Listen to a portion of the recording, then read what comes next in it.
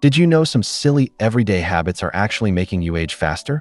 The fact is, many habits that once kept us busy or safe can quietly harm our health, clear thinking, and freedom as we grow older. But no one talks about them, and by the time we notice, we've already paid the price in stiff joints, tiredness, and forgotten meetings that leave us upset or even ashamed. In this video, we're going to explore 6 surprising things that you should stop doing after 70, not because someone said so, but because letting go of these habits can open the door to a more lively, able, and happy life. These are not fuzzy ideas or far-fetched goals.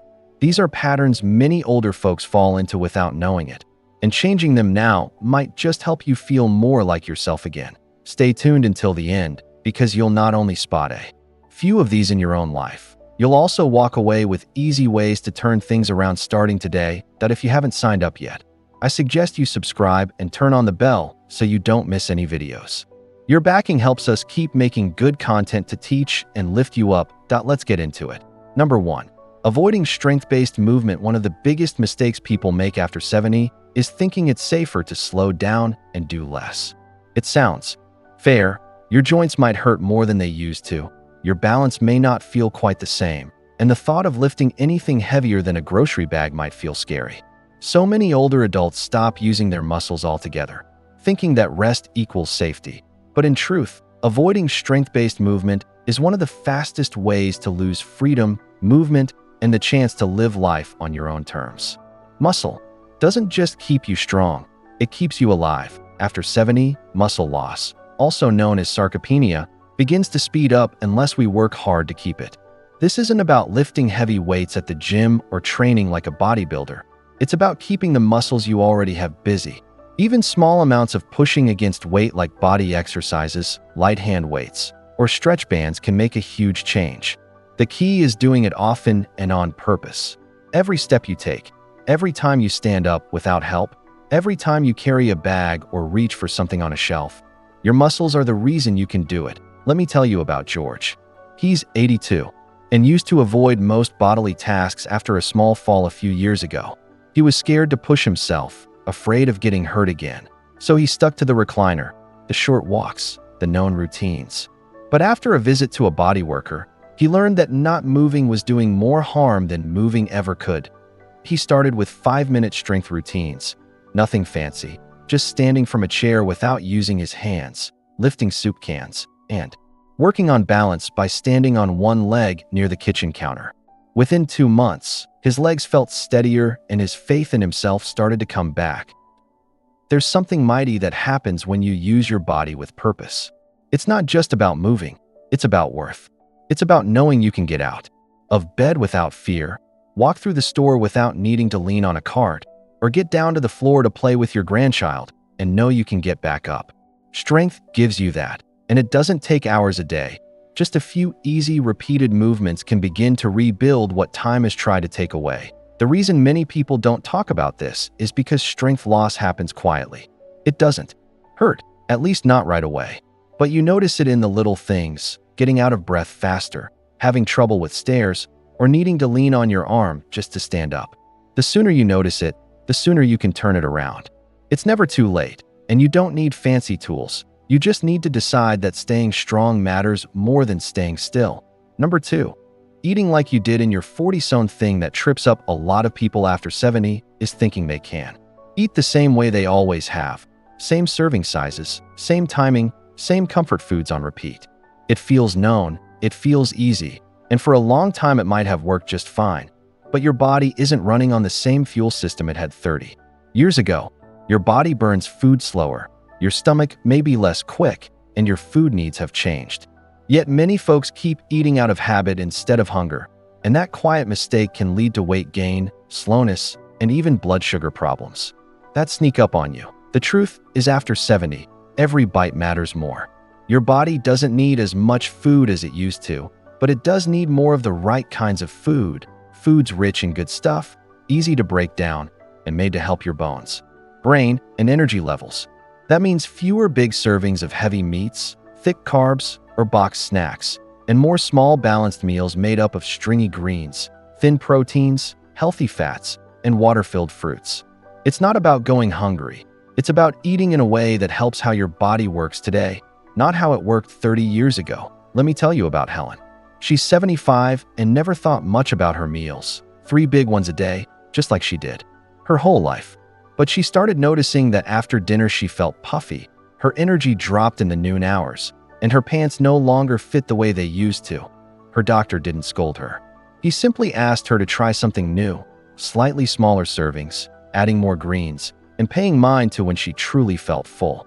Within a month, she wasn't just lighter, she felt sharper. Her sleep got better, and she said her mood lifted in ways she hadn't hoped for. This isn't about dieting, it's about changing. Just like you wouldn't wear the same shoes you wore in your 30s, your body doesn't gain from the same eating patterns either. With age comes wisdom, and that includes wisdom about food. Eating less isn't about going without, it's about working well. It's about giving your body what it needs and letting go of the extras that only slow it down. When your meals are even and planned, your body starts to answer with more energy, sharper thinking, and steadier moods. And here's something that doesn't get said enough. It's okay to have new eating rules in this time of life. In fact, it's a sign of self-care. You're not giving up the joys of food. You're giving yourself a better link with it. You're learning to notice what truly pleases you, what helps your day, and what makes you feel your best. That kind of seeing isn't just healthy.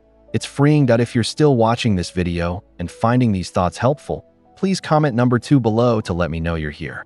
And if you haven't signed up yet, I suggest you subscribe and turn on the bell so you don't miss any videos. Your backing helps us keep making good content to teach and lift you up. Now let's move on. Number 3, pulling away from social ties after 70. It can be oddly easy to drift into being alone without even knowing it. You might stop going out as much, call off plans more often, or tell yourself that staying home is just more cozy. Sometimes it's due to body limits. Other times it's about feelings. You feel like you don't have as much to add anymore. Or maybe people just don't reach out like they used to. So you quietly step back. You tell yourself it's fine, that you like the peace and quiet. But the truth is, social pulling away can do more harm to your health than you'd ever guess. Being alone isn't just a feeling, it's a health risk. Studies have shown now that being cut off in older adults can lead to low mood, memory drops, and even a higher risk of heart trouble. The brain grows with ties, and when you take away that steady give and take with others, your mind begins to turn inward in ways that aren't always helpful. Talks, shared laughs, even a simple phone call, all of these act like brain exercise. They keep you sharp, grounded, and even-keeled. And perhaps most of all, they remind you that you still matter. Let me tell you about Sylvia. She's 80 and had slowly stopped seeing her friends after her husband died. She told herself she needed time, but months turned into years. Her memory felt foggy. Her days all started to look the same, and her drive dropped. Her daughter urged her to join a weekly senior yoga class, just for something to do. Sylvia was unsure at first, but she went, and what shocked her wasn't the exercise, it was the people. Sharing a joke before class, talking about their week after, it brought color back into her life. She didn't even know how much she'd missed. This doesn't mean you have to join a bunch of groups or push yourself into loud events. It means finding small ways to stay linked, a weekly phone call, a usual walk with a person next door, a church group, or even an online hobby gang. These little chats act like feeling boosters. They keep your heart fed and remind you that you're not alone in this time of life. And the more tied you feel, the more bouncy your body and mind become. The tricky part is that pulling away often feels safe. It's quiet, known, but there's a gap between liking time alone and living cut off. One fills you up, the other slowly drains you. You have so much wisdom, warmth, and humor to share, and people gain from having you in their lives, whether you know it or not.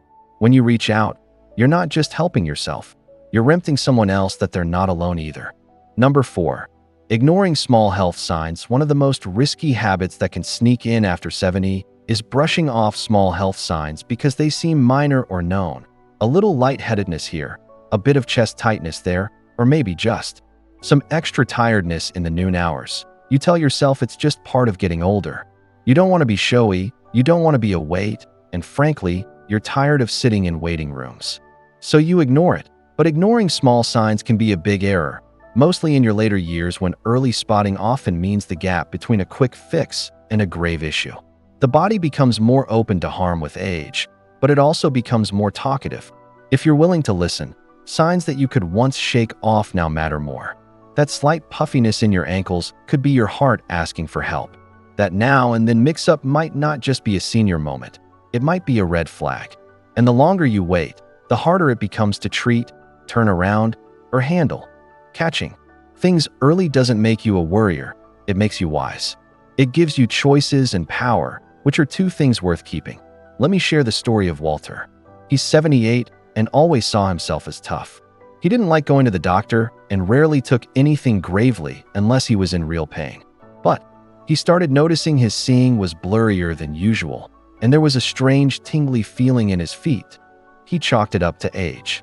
It wasn't until his daughter pushed that he get it checked out that he learned he had early-stage sugar sickness. Because he caught it early, he was able to handle it with food and movement. But his doctor told him plainly, if he'd waited much longer, it could have become unfixable. You are the boss of your own body.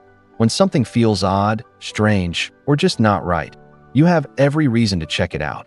Not because you're weak, but because you're careful. Health troubles don't always come with loud noises and bright lights. They often whisper. And the older we get, the more key it becomes to pay mind to those whispers.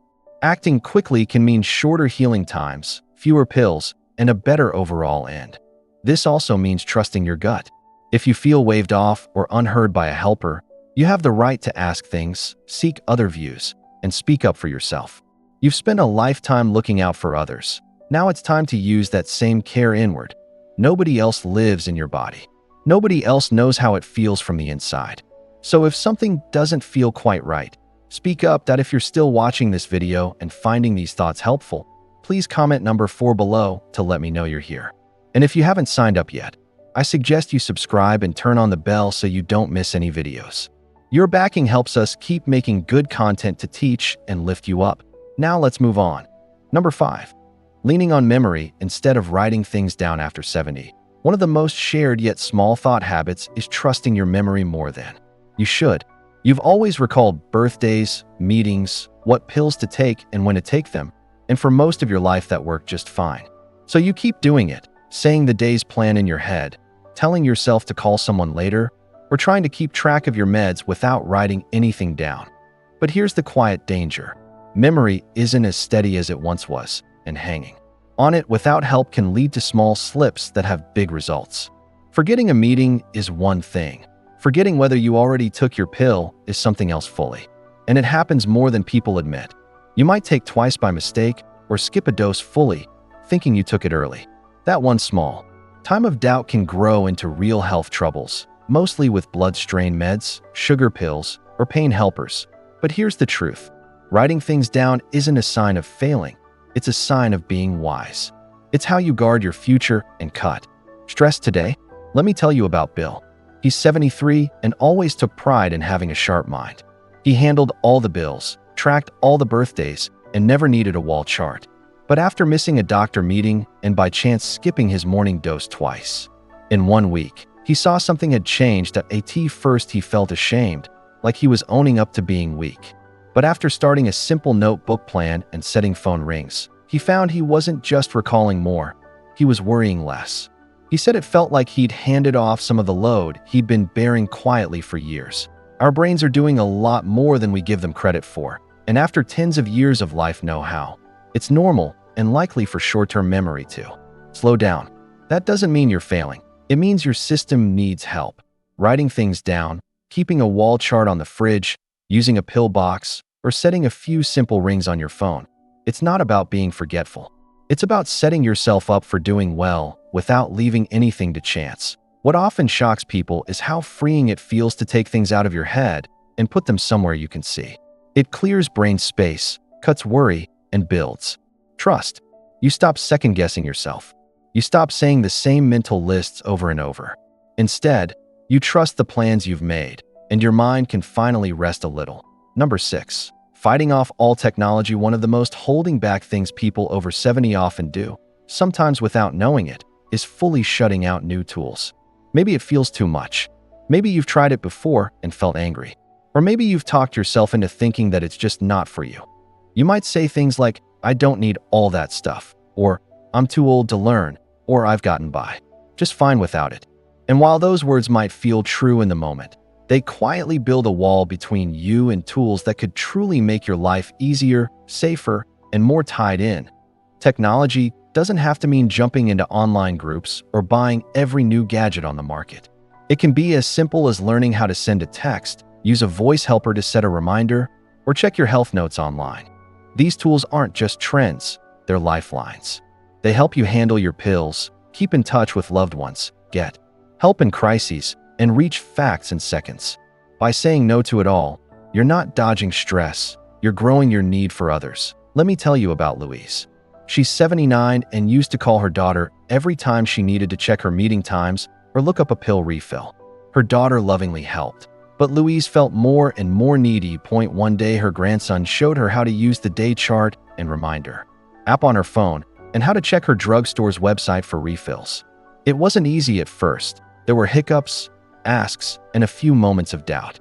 But after a few weeks, she found herself doing things on her own that used to need 3 phone calls. And she felt something she hadn't felt in a long time. That's what this is really about. Not ruling the newest device, but taking back your freedom. Small wins with technology add up quickly. Checking the weather, reading texts, getting health alerts, or even joining a screen class. These little acts remind you that you can change, you can grow, and you can stay tied to the world around you. You don't need to be a tech pro. You just need a bit of wonder and someone patient to guide you through. And if you've ever felt bad or shy for not knowing how to use something, let that go. Everyone starts somewhere. No one thinks you should know everything right away. But giving yourself the chance to try is what matters most. Technology is not the foe of aging, it's a strong friend. And the more open you are to it, the more doors you open for yourself in return. That if you're still watching this video and finding these thoughts helpful, please comment number 6 below to let me know you're here. And if you haven't signed up yet, I suggest you subscribe and turn on the bell so you don't miss any videos. Your backing helps us keep making good content to teach and lift you up. Now let's move on. Final thoughts as we wrap up this video. Take a quiet moment to think on what we've gone through together. Which one of these habits do you spot in yourself? Which one shocked you? After 70, the rules of the game change, and yet nobody hands you a new rule book. That's why it's so easy to fall into ways that feel safe but slowly chip away at your health, your freedom, and your peace of mind. But here's the truth. It's never too late to shift path. You don't have to redo your whole life right now. Just seeing these 6 traps and being willing to take one small step away from them can bring you more clearness, more energy, and more faith in yourself.